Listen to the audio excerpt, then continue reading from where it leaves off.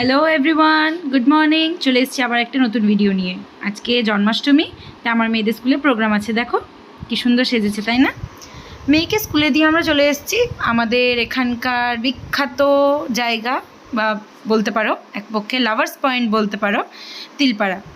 তো একদম সকালবেলা, তখন বাজছিল হয়তো খুব জোর 6টা থেকে 6:30। তো এত সুন্দর আবহাওয়া ছিল, আমরা তিলপাড়াতে এসে একটু দাঁড়ালাম। তারপর মেয়েকে স্কুল থেকে বাড়ি নিয়ে এলাম। এই যে দেখো, মেয়ের স্কুল ড্রেস দিয়েছে, আজকে জুতো দিয়েছে। মেয়েকে পরে দেখাচ্ছি যে ফিটিংসে আসছে কি না। এবং তার সাথে আমার একটা পার্সেলও আজকে এসছে, সেটাও তোমাদের সাথে শেয়ার করবো যে কী এসেছে পার্সেলে। এই যে মেয়ের স্কুল ড্রেস, এই যে জুতো, সব কিছুতে ওদের স্কুলের নাম দেওয়া থাকে। কিন্তু দেখো ফিটিংসটা এত সুন্দর হয়েছে, কি ভালো লাগছে তাই না দেখতে? এতদিনে মনে হচ্ছে যে হ্যাঁ, আমার মেয়ে স্কুলে যাবে। এই যে, এই দেখো, এই যে আমি বসে আছি, পাশে সাইরা বসে আছে, ওই যে সানা লাফিয়ে নেমে গেল, আর ওই যে ওর আব্বু। এই যে দেখো কত খুশি জামাটা পরে, এতদিনে মনে হচ্ছে যে স্কুল। এই যে এটা আমার পার্সেলটা আমি মিশো থেকে অর্ডার করেছিলাম। এখানে আছে 6টা হিজাবের ওড়না। 6টা হিজাবের ওড়নাতে আমার পড়েছিল অ্যাপ্রক্স 500 সামথিং। আমার এখন মনে পড়ছে না যে কত পড়েছিল, কিন্তু কোয়ালিটি খুব সুন্দর, আর এসেছেও খুব সুন্দর। কালারগুলো যেরকম কালার আমি অর্ডার করেছিলাম ঠিক তেমনই এসছে। কাপড়ের কোয়ালিটি অসাধারণ, মানে আমি ভাবতে পারিনি যে এত সুন্দর কোয়ালিটির কাপড় আসবে। তো আমি পার্সেলটা রিসিভ করে খুব হ্যাপি। এই যে তোমাদের সাথে কালারগুলো দেখাচ্ছি, শেয়ার করছি। দেখো, এই একটা সাদা রঙের ওড়না।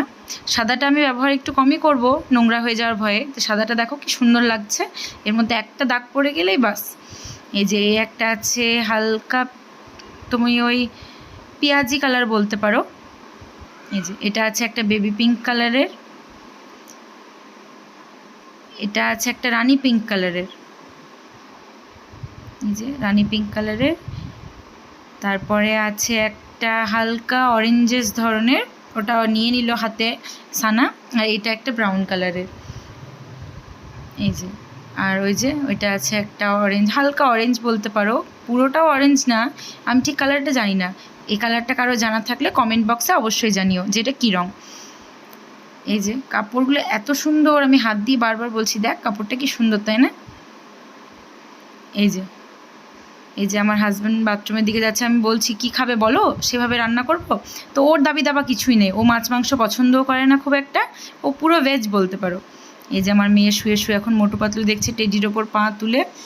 এই দেখো বদমাইশি, শুধু বদমাইশি। এই দেখো, সবাইকে হাই বলতে বললাম, দেখো কি করছে, উঠতে যাচ্ছে। এই যে হাই।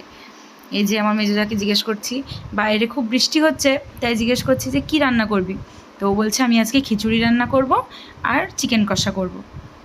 এই যে সব প্রিপারেশন চলছে ওর, আমি এখনও ঠিক করিনি আমি কি করব।